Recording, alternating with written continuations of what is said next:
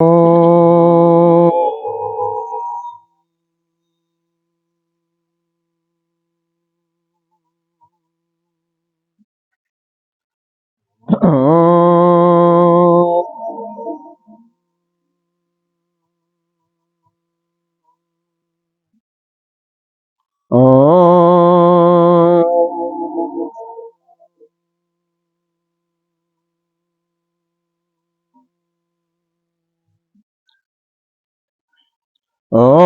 सहनावतु सहनो भुनक्तु सह वीर्यं करवावहै तेजस्विनावधीतमस्तु मा विद्विषावहै। ॐ शान्तिः शान्तिः शान्तिः।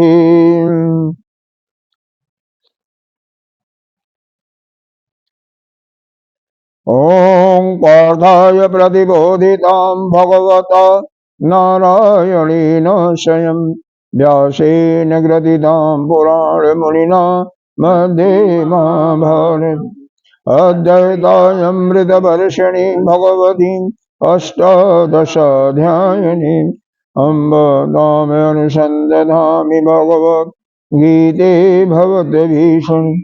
नमस्तुते व्यास विशालबुद्धे पुल्लरविन्दायतभद्रनीति येन दया भारततैलमूल प्रज्वालितो ज्ञानमयो प्रदीप प्रपन्नपारिजाताय स्तोत्रवेत्रैकपाण ज्ञानमुद्राय कृष्णाय गीतामृतदुहीनम् वसुदेवसुतं देवं कंसचारूढमर्दनं देवकी परमानन्दं कृष्णं वन्दे जगद्गुरुं।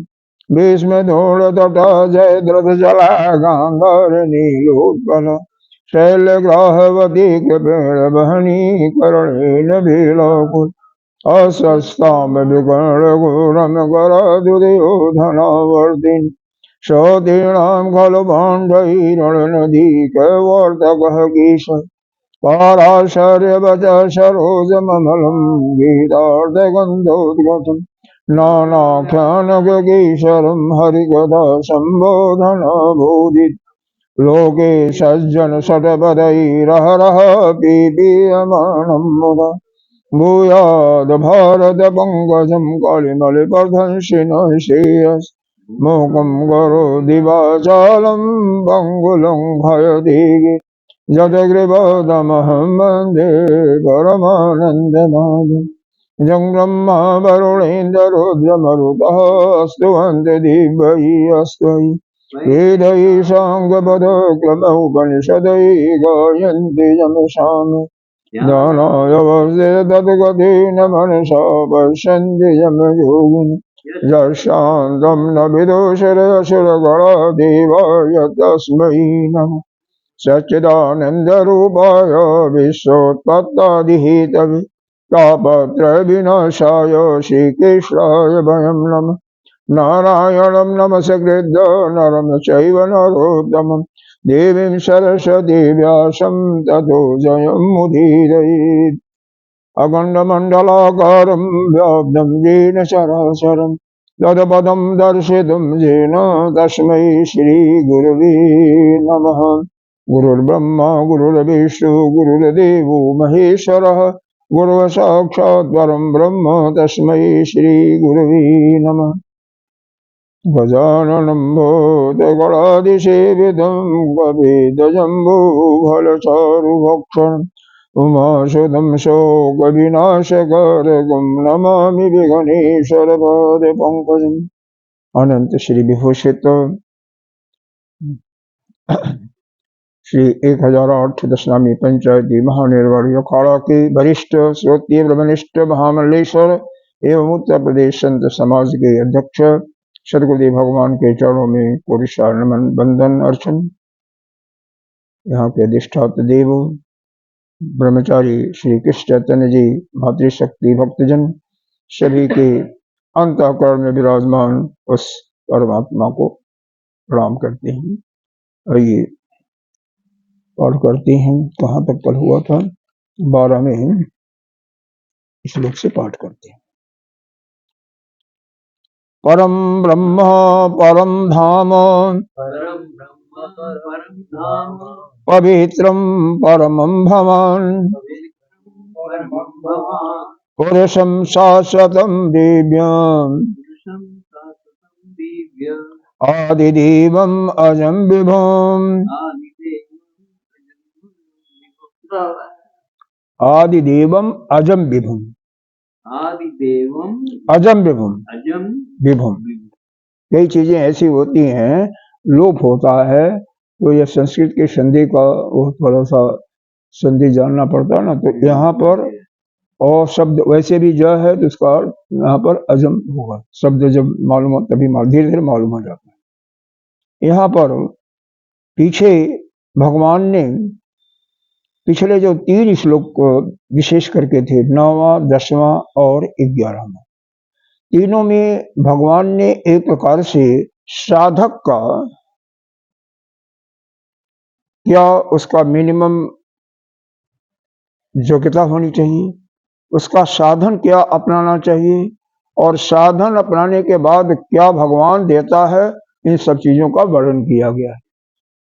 9वें श्लोक में भगवान ने क्या बताया कि जो साधक है उसका कैसा चित्त होना चाहिए, तो उसको बताया मत चित्ता मतगत प्राणा बोधयन्तः परस्परम कथयंश माम नित्यम तुष्यन्ते च रमन्ते च। यानी उसका चित्त जो है मेरे में ही लगा हो। मदगत प्राणा, उसके प्रत्येक सांस मतलब प्रत्येक इंद्रिय, जितने भी इंद्रियां हैं, श्वास है, सब मेरे में ही लगा, मतलब मेरे अतिरिक्त तो वो किसी का चिंतन ही न करता है। बोधयन्तः परस्परम, आपस में परस्पर मित्रों के साथ में एक दूसरे जो भी मिलने वाले हैं उनके साथ में चिंतन केवल मेरा ही करता है। मेरी भक्ति, मेरे ही जस, मेरे ही लीलाओं का ही वर्णन उनको सुनाता रहता है या सुनता रहता है। कथय अनंतस्य माम नित्यम तुष्यन्ते च रमन्ते च। मेरा ही यह कथा का नित्य प्रति क्या करता रहता है, वह दूसरों को भी सुनाता है और आपस में भी अपने भी सुनता है। और माम नित्यम, वह एक दिन नहीं नित्य प्रति, और नित्य प्रति उसी कथा को सुनते हुए, उसी को दूसरे को सुनाते हुए उसी में संतुष्टि प्राप्त करता है और अपने आप स्वरूप में ही रमता रहता है, रमण करता रहता है और उसी में प्रेम को प्राप्त करता है। ऐसा जो साधक है, ऐसा जो साधक है वह क्या करता है, तेषाम नित्य युक्ता सतत युक्ता नाम भजन्ति भजताम प्रीत पूर्वक। वह मेरा प्रेम पूर्वक श्रद्धा के साथ नित्य निरंतर भजन करता रहता है। यह साधना उसका है। पहले तो साधक के गुण को बताया कि उसका चित्त मेरे में रमण कर रहा है, उसकी प्रत्येक क्रियाएं जो इंद्रियाएं हैं, शरीर है या उसका श्वास प्रश्वास से मेरे में ही रम रहा है। आपस में भी बात करेगा तो ही मेरी चर्चा करेगा, और वैसे भी मेरा ही कथा का श्रवण, मेरी ही कथा का दूसरे को सुनाना, इसी में वह बस लगा रहता है। तो ऐसा साधक यदि श्रद्धा के साथ प्रेम पूर्वक मेरा ही निरंतर भजन करता रहता है तो ददामि बुद्धि योगमता, उसको मैं ब्रह्म विद्या का उपदेश दिलाता हूँ, चाहे स्वयं दूं चाहे किसी संत के माध्यम से कृपा करके। एन माम उपयांति, जिस विद्या को, जिस ज्ञान को प्राप्त करके वह मेरे को ही प्राप्त हो जाता है और पुनः इस संसार की आवागमन से मुक्त हो जाता है। भगवान ही दिलाते, भगवान उन्हीं की कृपा से ब्रह्म ज्ञान होता है। हाँ, उन्हीं की कृपा से संत मिलता है। जैसे दृष्टांत भी है कि उन्होंने अपने माता पिता वसुदेव और देवकी को उन्होंने देखा कि पिछले जन्म में तीनों ने बहुत तपस्या किया था, लेकिन मांगा मेरे जैसा पुत्र मांगा तो मैं ही आया, अब इनको मुक्त कराना है, तो मुक्त करने के लिए उन्होंने नारद जी का आह्वान किया। नारद महान ऋषि हैं, देवर्षि कहे जाते हैं, और वो आकर के उनका उन्होंने जैसे उनके महल में आते सीधे नारद जी, हम देखे हम लोगों के पास तो फोन है ना, भगवान के पास कुछ नहीं है, केवल मन उनका उनके पास चला गया और वो तुरंत वहां से वही फोन है। हाँ, पहले ऐसे ही था, ऐसे ही होता था, जोगी लोग भी करते थे। फिर हाँ, बसदेव जी के महल में सीधे जाते हैं, भगवान के महल में उस दिन नहीं जाते हैं, क्योंकि भगवान की आज्ञा है ना। वो उनका पूजा करते हैं और उनसे प्रश्न पूछते हैं और उनको ब्रह्म ज्ञान दे करके मुक्त कराते हैं। भागवत की कथा है।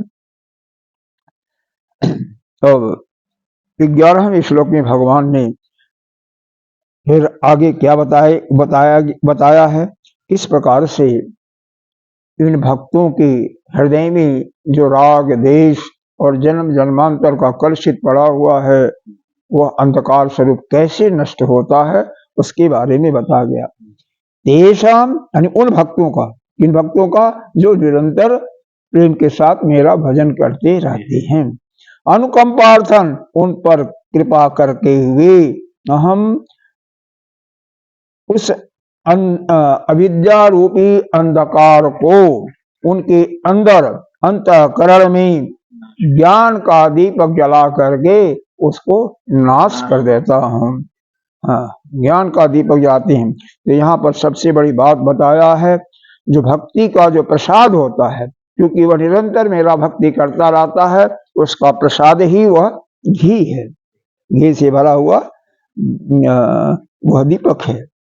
और मेरे जो स्वरूप का जो भावना करता है, जो श्रद्धा करता है, वही जो है हवा है, उसी के द्वारा यानी ऑक्सीजन है, जिसके द्वारा वह घी का दीपक जलता रहता है।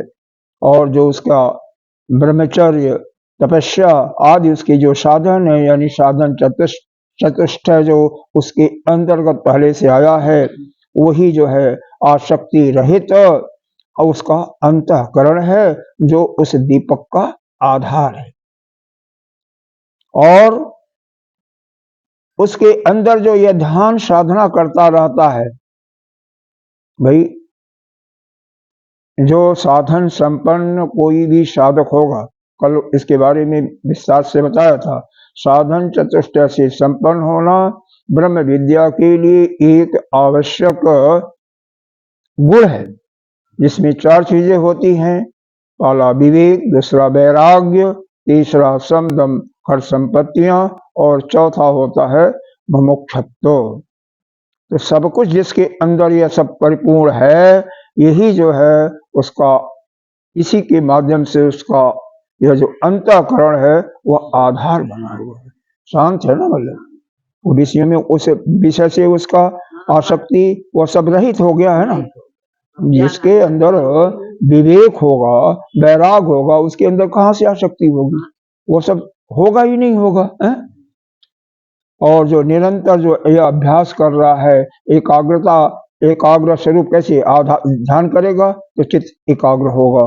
तो चित्त जब उसका एकाग्र होगा और वह क्या बोलता है ज्ञान स्वरूप, वह प्रकाश से वही युक्त रहता है। यह जो चित्त की एकाग्रता होती है ना, जो ध्यान करते होंगे, शायद आप थोड़ा बहुत करती हैं, पता नहीं, तो कभी कभी यह प्रकाश की किरणें वह एक प्रकाश सा दिखाई देगा आपको।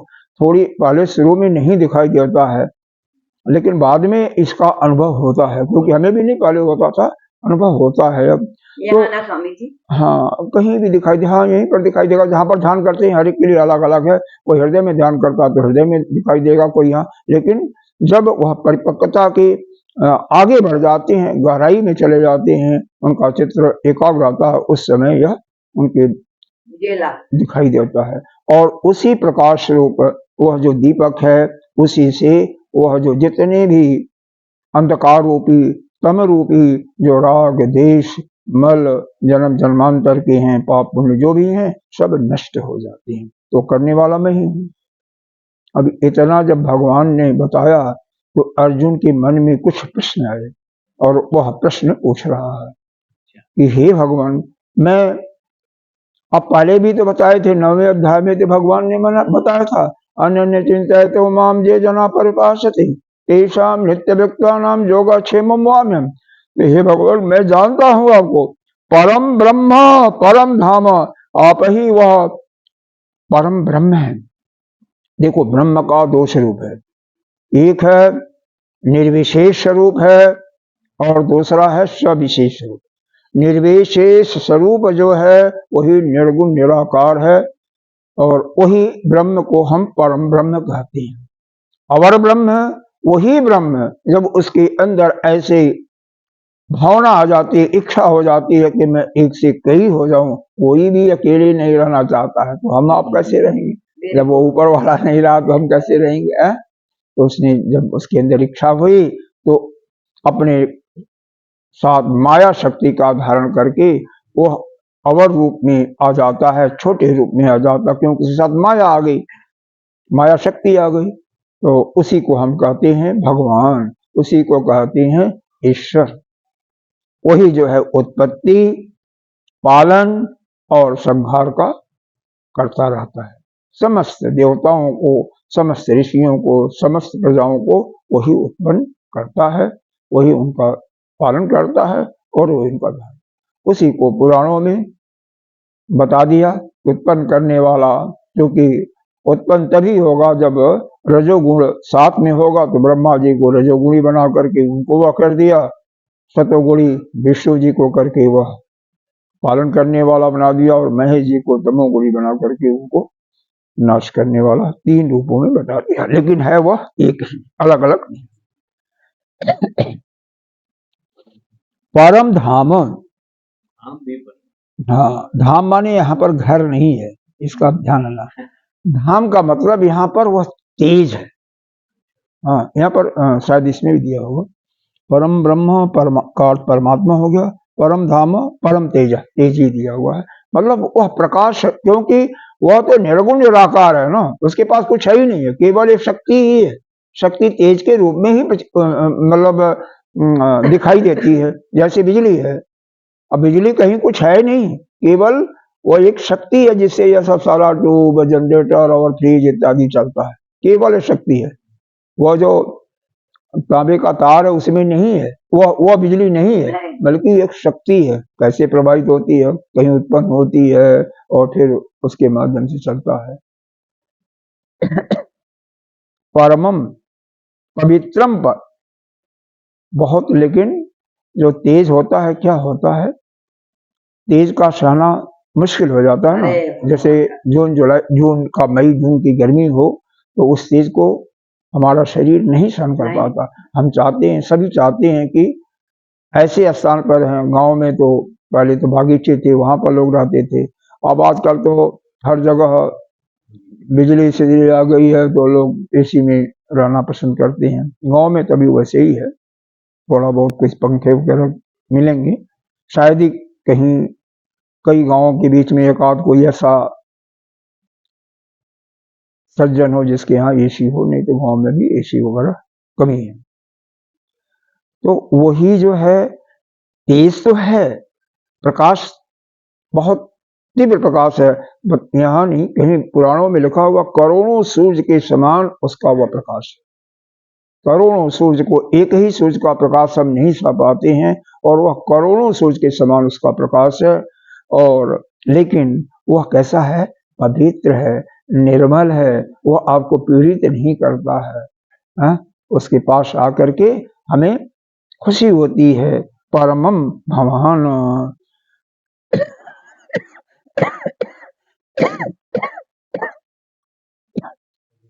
वह परम पावन भी है, परम पवित्र भी है, यानी वह ब्रह्म जो है, वही जो है ब्रह्म है, वही जो है, और परम धाम वही जो है तेज का, शक्ति का खजाना है, शक्ति का स्वरूप भी है, और वह कैसा है, लेकिन पवित्र है, परम पवित्र है। ऐसा नहीं किया जैसे ऐसा, परम बहुत, उससे बढ़ करके पवित्र कुछ नहीं हो सकता, परम पवित्र भगवान। पुरुषम उसको कहते हैं, पुरुष, पुरुष किसको कहते हैं? पुरुष, देखो, पुरुष का मतलब यहाँ पर जब हम कौन सा है, ये हमारी 6 दर्शन है। एक सांख्य दर्शन है जिसमें तीसरे नंबर पर आता है। पहला है न्याय दर्शन, दूसरा वैशेषिक, तीसरा है यह सांख्य दर्शन। सांख्य दर्शन में वहां पर पुरुष अनेक मानते हैं और प्रकृति को जैसे हमारे यहाँ माया मानते हैं, प्रकृति माना है, जहां पर सभी जीव जो हैं अव्यक्त रूप में है। प्रकृति औरत है, प्रकृति औरत नहीं, ऐसा है। इसी प्रकृति में, प्रकृति का मतलब क्या है, यह जो जितने भी इस ब्रह्मांड में जीव जंतु औषधियां, यह फसल इत्यादि सबके बीज जो है उसी में रहती हैं। अब विद्या भी उसी में है, कर्म भी सभी उसी में है, लेकिन वहां पर अव्यक्त रूप में है। और वही जब व्यक्त रूप में आ जाता है, जैसे अंकुर निकल जाता है, तो उसी को हम कहते हैं हिरण्यगर्भ, या उसी को ब्रह्मा कहते हैं, या उसी को सूत्रात्मा कहते हैं, या उसी को हम प्रजापति भी कहते हैं। उसी को प्राण का भी संज्ञा कहीं कहीं उपनिषदों में दिया हुआ है। इसीलिए छांदोपनिषद में प्राण उपासना का भी वर्णन किया गया है। तो यह अलग अलग नाम है। और यहाँ पर हम अपने वेद के अनुसार जो है, क्योंकि सांख्य दर्शन वेद को मानता है लेकिन ईश्वर को नहीं मानता है, क्योंकि वह पुरुष अनेक मानता है और हमारे यहाँ पुरुष एक है, अलग नहीं, यही अंतर है। तो हाँ, पुरुषम शाश्वत, शाश्वत है। शाश्वत का मतलब वह नित्य है।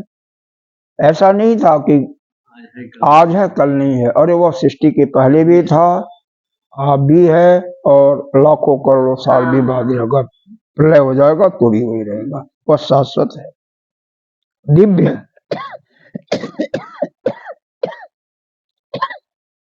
दिव्य का मतलब जिसके समान कोई अन्य चीज न हो, अलौकिक, मतलब उसके सदृश में और कुछ है ही नहीं, किसी की तुलना ही नहीं है। अब भगवान का देखो, और क्या, हमें तो कन्हई का रूप बारंबार आता है याद में, किसी की भगवान का देख लो तो उनकी सुंदरता को देख करके इस संसार में कहीं कोई ऐसा नहीं मिलेगा कि वैसा सुंदर हो। हाँ। तो वो किसी रूप में, भगवान के समान कौन से, बालक रूप में देखो, किसी रूप में देखो, वह सुंदरता ऐसा लगता है। अरे इसी अध्याय में, 10वें अध्याय में आगे अर्जुन के प्रश्न के बाद भगवान बताएंगे कि जहां जहां जो आपको विशेष चीज दिखाई दे रहा वो मैं ही हूं। वैसे तो मैं ही हूं, मेरे अतिरिक्त तो कोई है ही नहीं है, लेकिन हर एक का वर्णन मैं नहीं कर सकता ना। तो आप ये देखिए, जो विशेष चीज है वह मैं ही हूं। तो देवम अजम, और कैसे हो आप, देवादिदेव, आप सभी देवताओं के भी देव हो, यह अर्जुन कह रहा है। अजम, अजन्मा हो, विभुम, सब पूरी सृष्टि को आप व्याप्त किए हो, यह अर्जुन उनसे कह रहा है। यह मैं जान गया। ईदृशम, कैसे, कैसे ऐसा है, ऐसे हो आप, प्रश्न पूछा गया। तो आहु ताम ऋषयः सर्वे देवर्षि नारदः तथा, इसको पढ़ लीजिए। आहूताम ऋषयः सर्वे, आहूताम ऋषयः सर्वे देवर्षि नारदः तथा, असितो देवलो व्यासः स्वयं चैव ब्रवीषि मे। अब यहाँ पर अर्जुन कुछ ऋषियों का नाम गिना रहा है। देखो, हमारे जो वेद में लिखा हुआ है ना, अगर कोई कहता है, अपने ध्यान की गहराई में चला गया और कुछ विशेष चीज पाया, लेकिन वही चीज अगर हमारे वेद के अनुसार है तब तो वह सत्य है। नहीं तो कोई कुछ भी कहे कि हमारे गुरु ने यह खोजा, यह ऐसा माना, तो वह बिल्कुल, अगर हमारा वेद उसको प्रमाण नहीं देता तो वह उस पर बिल्कुल नहीं मानो। इस पर कृष्ण शायद तुम भी होगे, रहे होगे।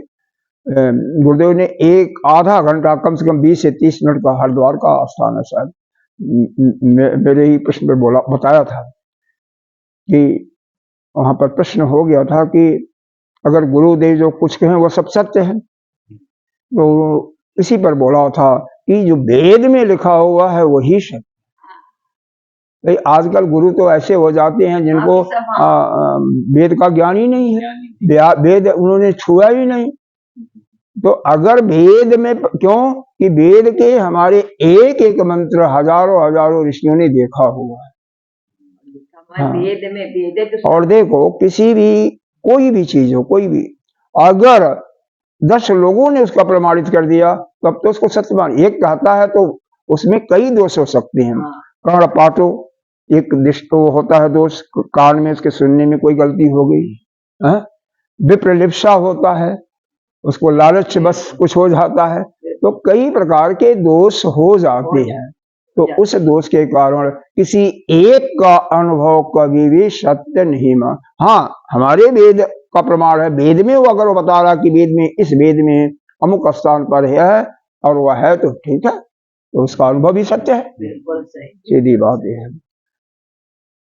परमम कौन सा है, हाँ, आहु काम ऋषि, अरे तुम्हें हे प्रभु, आपको यह देवर्षि नारद, एक ऋषि थे, असित नाम था, असित जो लिखा हुआ ना, असित नाम का ऋषि, एक देवल नाम के ऋषि, और स्वयं यह अपने जो आप ही के 24 अवतारों में आते हैं व्यास महाराज, द्वैपायन ऋषि, यह सभी ने आपके गुणों को गाया हुआ है। आहु माने कहा हुआ है, बोला हुआ है आपके बारे में। स्वयं चैव बब्रीश में, यह सभी आपके बारे में ब्रवीश मतलब कहते हैं कि आप ही जो है परमेश्वर हो, आप ही परम धाम हो, आप शाश्वत हो, आप ही सबको व्याप्त किए हुए हो।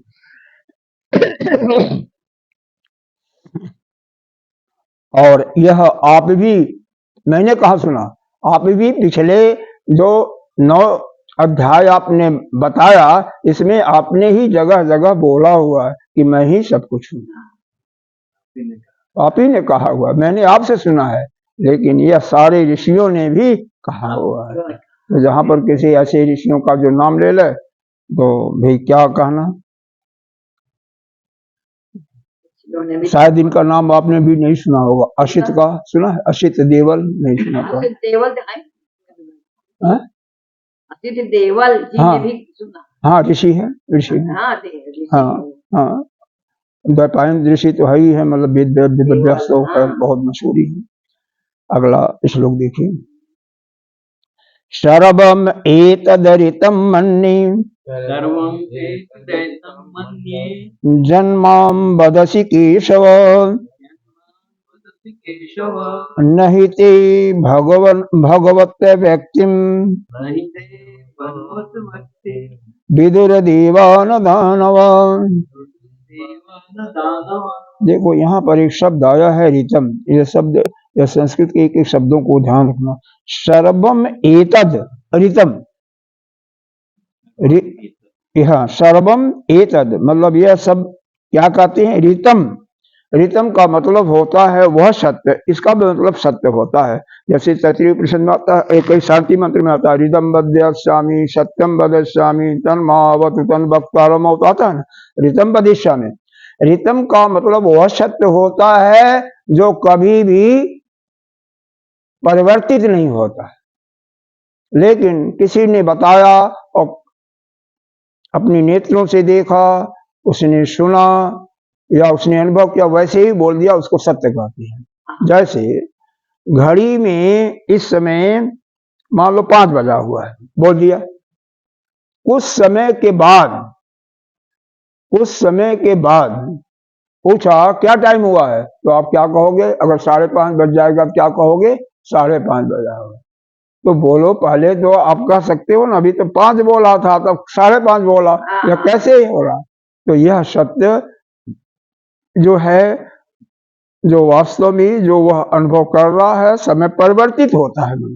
समय के अनुसार, स्थान के अनुसार। अब यही समय जो आपके यहाँ 5 बज रहा है, हो सकता है जम्मू में 5:15 हो, कहीं इलाहाबाद में, प्रयागराज में जा करके वहां पर और जल्दी हो। मतलब समय का परिवर्तन हर जगह स्थान पर अलग अलग होता है।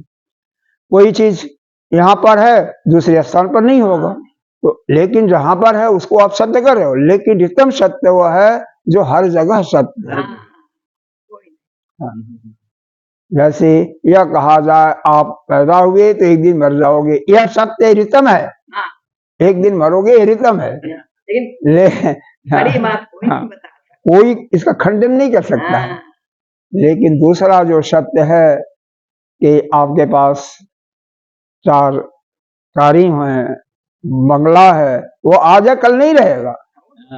तो आज तो सत्य है नहीं, असत्य नहीं है, सत्य वह भी है। यहाँ पर हम सत्य और रितम का भेद बता रहे हैं। हो सकता है, लेकिन रितम जो है वो कभी असत्य नहीं होता। अरे आज हमारे लिए वो सत्य, हम ही नहीं रहेंगे तो क्या? अरे आज आपका मित्र है, कल दुश्मन हो सकता है। आज जो दुश्मन है वो कल मित्र हो सकता है। बदल गया, क्या सब ये बदलता परिवर्तित होता है। आज के दिन में वो सत्य कह रहा है, लेकिन कल में वह गलत। लेकिन रितम में कोई परिवर्तन नहीं होता। यह है, यही यहाँ पर बताया गया। हे केशव, जो ऊपर लिखा गया है यह सत्य है। मन्ने जन्माम बदसी केशव, यह ऋषियों द्वारा और आपने जो कहा है उसी के अनुसार मैंने कहा है, यह बिल्कुल सत्य है। सर्वम एतत्, जो कुछ मैंने कहा है, क्या कहा? परमं ब्रह्म परम धाम पवित्रम परमं भवान, यह जो मैंने कहा है यह सर्वम एतत्, सभी सत्य है। क्यों? ऊपर 13वें श्लोक में 4 ऋषियों का नाम ले लिया। उन्होंने कहा जन्म मदस केशव, और आपने भी मेरे से कहा, हे केशव आपने भी मेरे से कहा है। अर्जुन कह रहे हैं, हाँ, नहीं ते भगवत व्यक्ति विदुर देवान दानवा। और क्या भगवान प्रभु, यह विदुर माने यही कहना होता है, जानना होता, जानते हैं। देवा और दानवा, यह शुरू से जब से यह सृष्टि चली है, इस संसार में 2 प्रकार के, मोटा मोटा 2 प्रकार के लोग हुए हैं, जिनको आप दानव कह सकते हो और देवता कह सकते हो। इनका वर्णन हर जगह आता है। गीता जी में भी आया है, 16वां अध्याय देखिए तो उसमें क्या आया है? देव और दानव दोनों की प्रकृति कैसे कैसे होती है, दोनों का स्वरूप क्या होता है, उसके बारे में बताया गया है। तो यह शुरू से आया है। देवता और दानव दोनों जो हैं एक ही पिता के संतान हैं, माताएं अलग अलग हैं। माताएं, पिता कश्यप ऋषि हैं, माता एक की अदिति है, दूसरे की दिति है। तो एक ही पिता से पैदा हुए और कभी दोनों आपस में लड़ते हैं, कोई मरता नहीं है। भाग गया तो भाग गया, भाग गया तो फिर आ जाता है, तो फिर अपना सेना इकट्ठा करके फिर लड़ाई करता है, फिर वह यही होता आया है। फिर वह शासन करता है, दूसरा भाग जाता है, ऐसे ही चलता रहता है। इसे इस संसार में भी यही हो रहा है। कभी दुष्ट लोग आ जाते हैं, शासन करते हैं, और कभी अच्छे लोग आ जाते हैं, शासन करते हैं। तो कभी देवता स्वरूप में, देवता का मतलब क्या है? जो सबको बांटता है, देता रहता है, अपने पास जो कुछ है सबको देने वाला है, उसी को देवता है। उसी में सब चलता। और दुष्ट क्या है, दानव क्या है? जिसको केवल अपने शरीर से प्रेम होता है, अपने शरीर को ही वो अमर रखना चाहता है।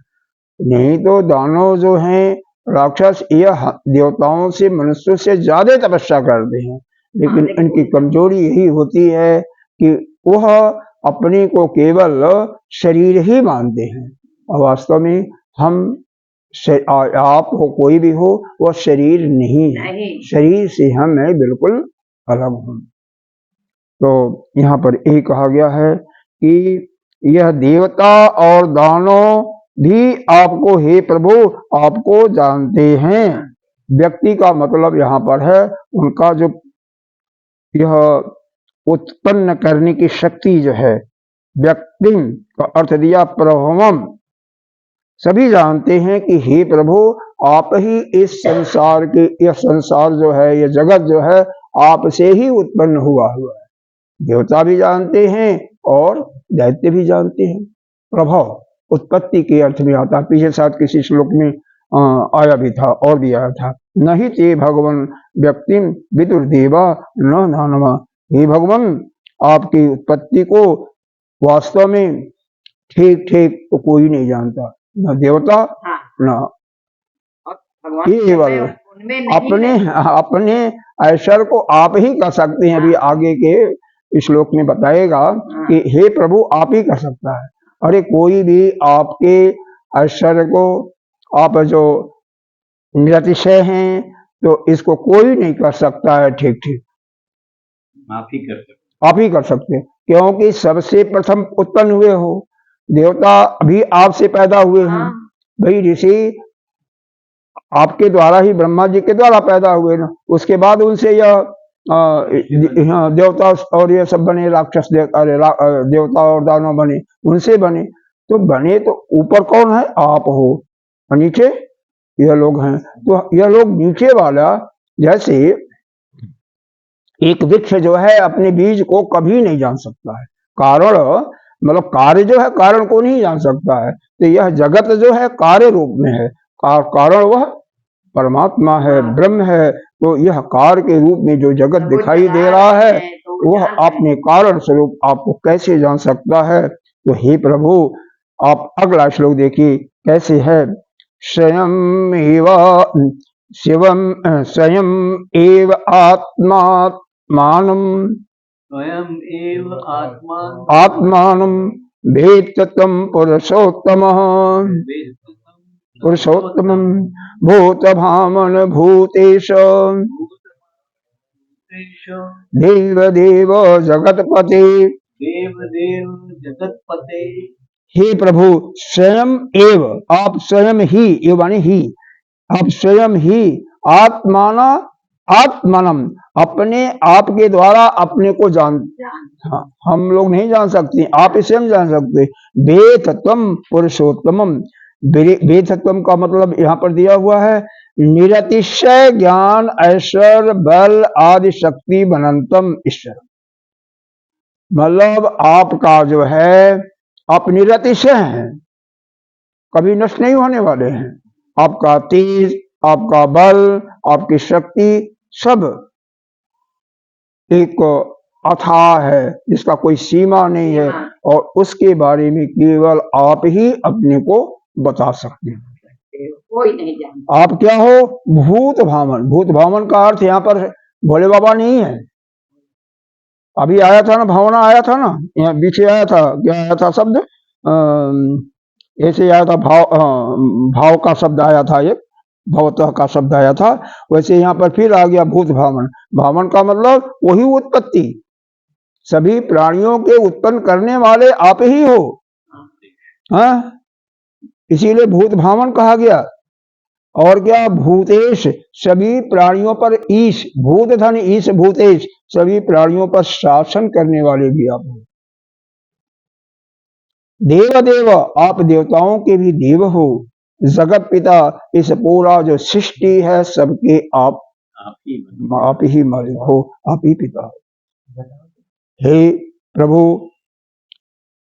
आपका जो ज्ञान है निरतिशय ज्ञान है, ऐश्वर्य सामर्थ्य, इसको केवल आप ही हमें कह सकते हो। हम कोई भी आपका वर्णन नहीं कर सकता है। क्या सुंदर है। स्वयं एव आत्मना आत्मानं वेत्तं पुरुषोत्तम। हे पुरुषोत्तम आप स्वयं ही अपने निरतिशय जो आपका ज्ञान है, ऐश्वर्य है, बल है, तेज है, आप अपने आप ही उसको जानते हो, आप कह सकते, क्योंकि आप ही सभी प्राणियों की उत्पत्ति के कारक हैं, सभी के मालिक हैं, देवताओं के भी देवता हैं, और संपूर्ण जगत के आप ही पिता है। अगला श्लोक देखिए, यह चलता जाने पर बहुत कोई कठिन नहीं है। कोई समझाने वाली कोई विशेष चीजें नहीं आ रही है। बहुत सही कह रहे हैं। ये तो हम अच्छा पढ़ो ना समझ नहीं आता।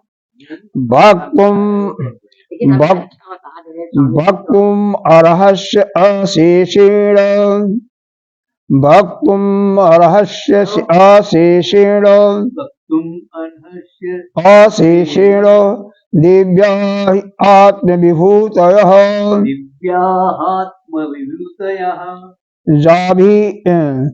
याभि विभूतिभिः लोकानि याभि विभूति विलोकानि मां तं व्याप्य तिष्ठसि मां त्वं व्याप्य तिष्ठति।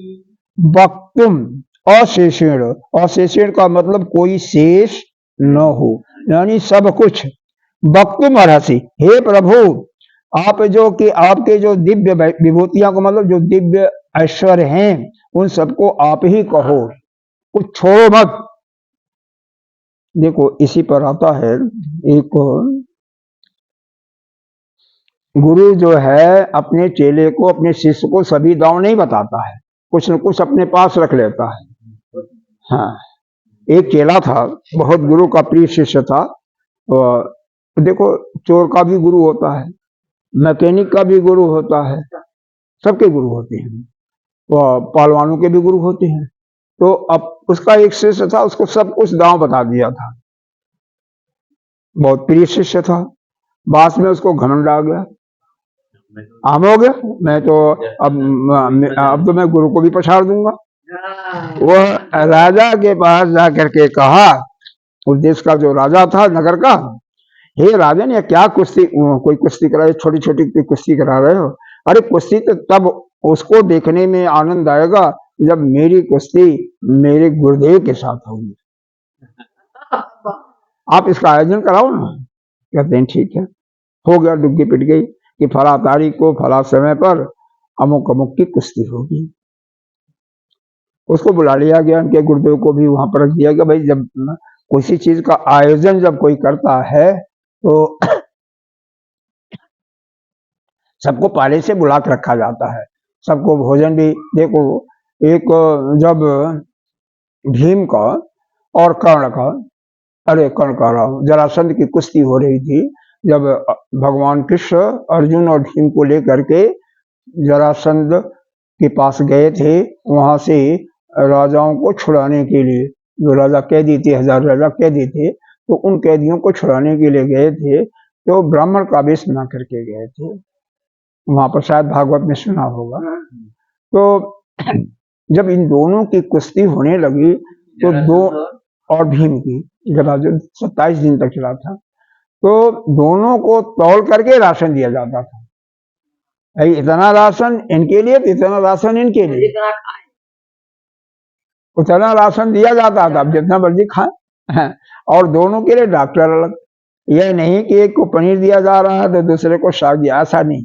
जो इनको दिया जा रहा है वही उनको दिया जा रहा है, बराबर बराबर।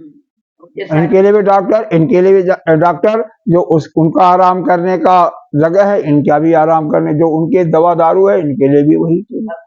तो हाँ, तो ऐसे ही उन दोनों को, गुरु और शिष्य को वहां पर रखा गया। दोनों की यह हुआ कि फला तारीख होगा, 2 दिन पहले से बुला दिया। अब जब कुश्ती का समय आया 10 बजे का, तो चेला तो पहले अपना लंगोटी मार करके तैयार है, तो आम है। अब गुरु बहुत तेज था, गुरु तो वैसे थोड़ी कोई गुरु बनता है। हाँ, सोचा कि इसको तो हमने सब कुछ बता दिया, लेकिन कोई बात नहीं। उसने कचोरा लिया, ऐसे ऐसे करने लगा। जब समय हो गया, जब देखा पुलिस आ रहे हैं राजा के मेरे को बुलाने के लिए, ऐसे ऐसे करने लगा। तो पुलिस वालों ने कहा क्या कर रहे हो? चलो राजा बुलाए हैं, तुम्हारा टाइम हो गया। कहता है राजा से कह दो मैं आ रहा हूं, जरा एक नया दांव बना रहा हूं, और वह दांव है कटोरी दांव।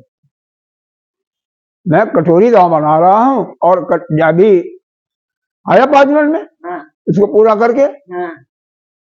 अब पुलिस वाले ये कहे कि कटोरी दांव क्या होता है, क्योंकि जो पुलिस में होता है कुश्ती भी लड़ा होता, सब कुछ होता है, वो भी ठीक ठाक होती है।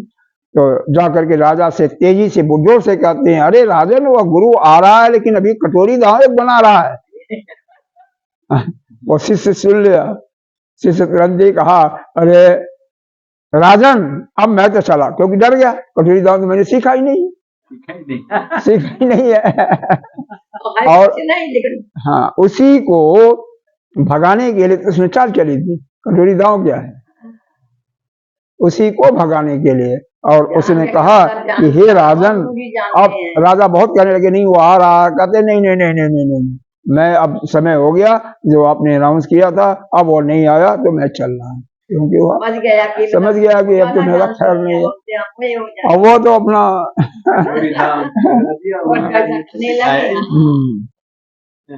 होशियार होते हैं। हाँ, तो वक्तुम अर्हश्यशेषेण, हे प्रभु आप अपनी दिव्य सभी विभूतियों को, सभी ऐश्वर्यों को पूर्ण रूप से वर्णन करने में आप ही समर्थ हैं। आपके अतिरिक्त और कौन कर सकता है?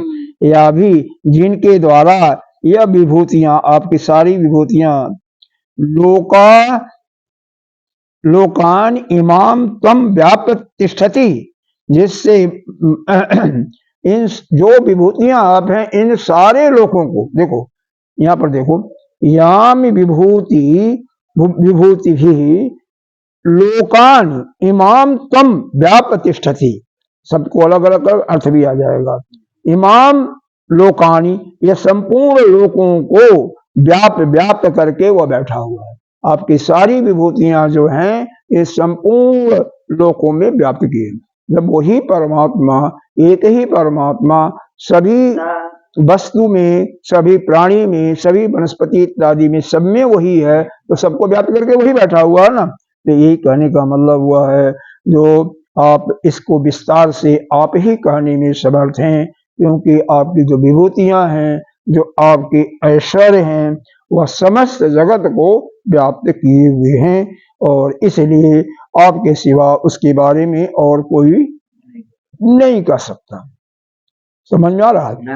वही चीज है, ईशावासिदम सर्वम, एक ही बस वही चीजें हैं, उसी को तो कैसे भी कहो है वही चीज है वही, उसको थोड़ा बढ़ा के थोड़ा अलग अलग बना दे।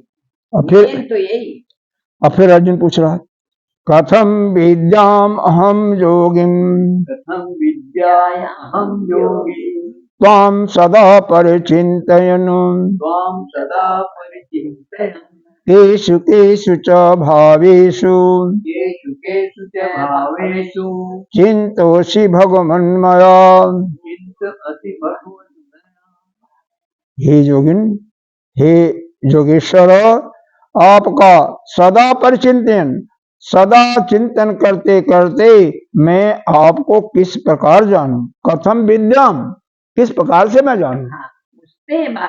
हाँ, इसका दूसरा अर्थ भी लगा सकते, किस प्रकार से हम आपका चिंतन करूं, कैसे आपको जानूं।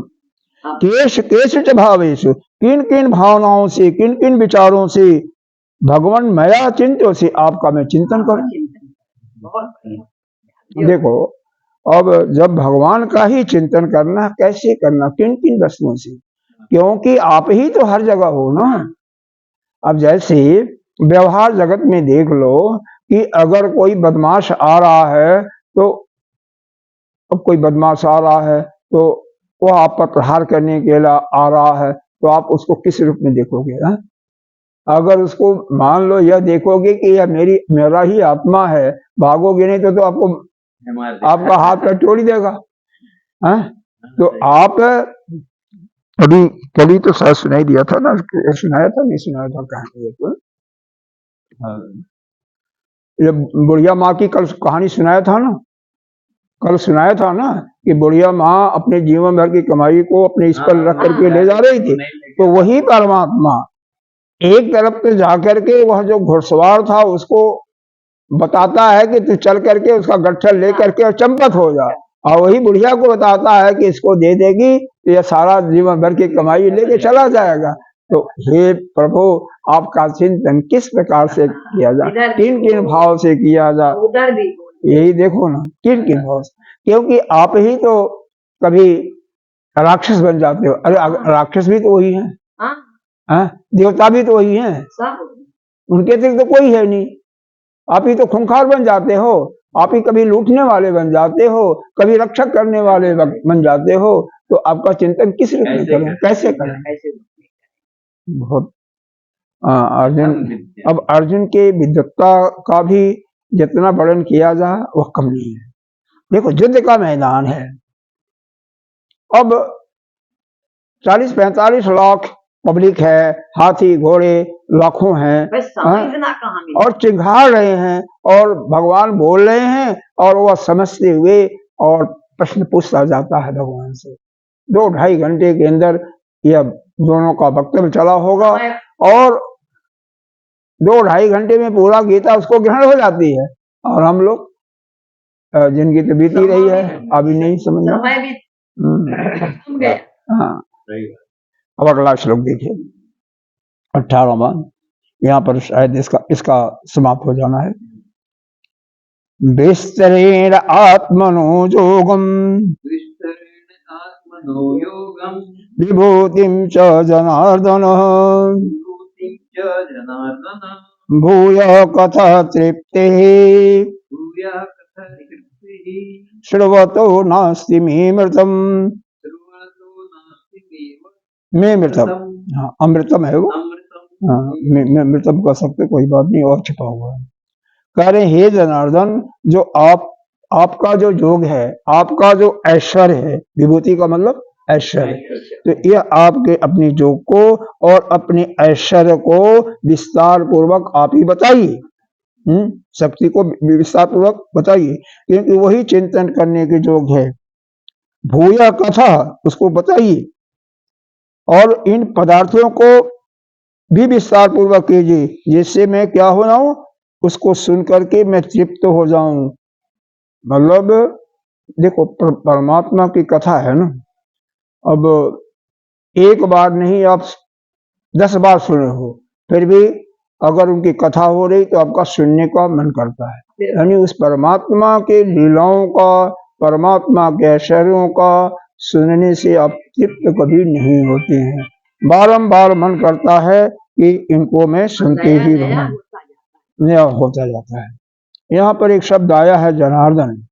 जनार्दन शब्द का अर्थ यहाँ पर बताया भगवान ने कि यह अर्ध धातु से बना है। असुराणाम देव प्रतिपक्ष भूतानाम जनानाम नरकादि गमयत्रित्वाद जनार्दन, जो देवों के प्रतिपक्षी, देवताओं के जो दुश्मन हैं, राक्षस दानव, उनका मर्दन करने वाले को ही जनार्दन कहते हैं। अर्दन मतलब उनका नाश करने वालों को। तो देवताओं के जो प्रतिपक्षी विपक्ष वाले हैं, जो उनके दुश्मन हैं, उनका नाश करने वाले हैं, उनको हम जनार्दन कहते हैं। हाँ, अर्जुन कह रहा है मैंने तो आपको कह दिया, फिर भी मैं कह रहा हूँ कि आपके मुख से निकला हुआ जो ये अमृत स्वरूप वचन है ना, वह उसको सुन करके मेरे को तृप्ति नहीं होती। मैं बार बार चाहता हूँ कि आप सुनाओ, विस्तार से सुनाओ। चलो एक श्लोक अर्जुन के पूछने पर एक श्लोक और पढ़ लेते हैं। श्री भगवान उवाच हन्तते कथयिष्यामि दिव्या आत्मविभूतयः प्रधानतः कुरु श्रेष्ठ प्राध्यान्तः कुरु श्रेष्ठ नाशयन्तो विस्तरस्य में। देखो हंत का कई अर्थ होता है। हंत का अर्थ यहाँ पर है अब शब्द से। हंत का अर्थ कई जगह मारने के अक्षर में भी आता है हंत, कई जगह होता है हंत मतलब अब इसके बाद होगा। इस प्रकार से कई अर्थ यहाँ पर आते हैं। यहाँ पर कह रहे हैं हे कुरुश्रेष्ठ, यानी कुरु खानदान में श्रेष्ठ, कुरुवंशियों में श्रेष्ठ, अब मैं तुझे कौन? भगवान कह रहे हैं ना, अब मैं तुझे आत्म विभूत अपनी सभी विभूतियों के बारे में बता रहा हूँ। जो हमारी सभी दिव्य विभूतियां हैं उनके बारे में मैं कथयिष्यामि। हंत माने अब मैं ते उन सभी विभूतियों को बताने जा रहा हूँ।